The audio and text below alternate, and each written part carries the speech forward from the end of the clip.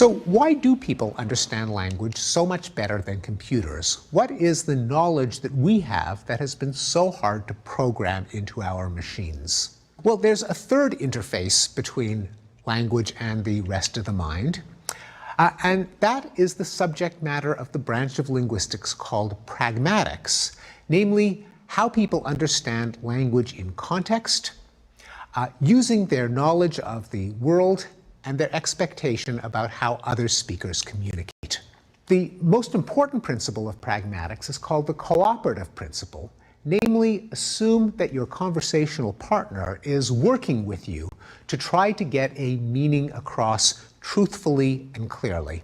Our knowledge of pragmatics, like our knowledge of syntax and phonology and so on, is deployed effortlessly but involves many intricate computations. For example, if I were to say, if you could pass the guacamole, that would be awesome. You understand that as a polite request, meaning give me the guacamole. You don't interpret it literally as a rumination about a hypothetical state of affairs. You just assume that the person wanted something and was using that string of words to convey the request politely. Often, comedies will use the absence of pragmatics in robots as a source of humor. As in the old Get Smart situation comedy, which had a robot named Jaime, and a recurring joke in the series would be that Maxwell Smart would say to Jaime, "Jaime, can you give me a hand?" And Jaime will then go remove his hand and pass it over to Maxwell Smart, not understanding that give me a hand in context means help me rather than literally transfer the hand over to me. Or take the following example of pragmatics in action. Consider the following dialogue. Marcia says, "I'm leaving you."